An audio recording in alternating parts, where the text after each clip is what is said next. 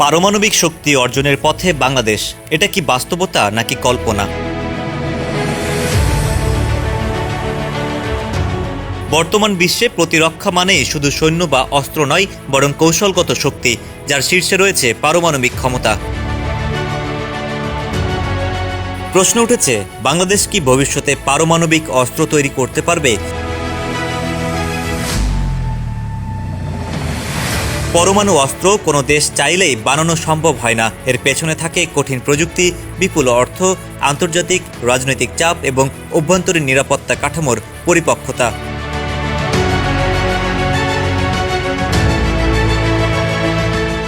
প্রযুক্তিগত দিক দিয়ে পরমাণু অস্ত্র তৈরি করতে হলে দরকার উচ্চমাত্রার সমৃদ্ধ ইউরেনিয়াম, যা সহজলভ্য নয়।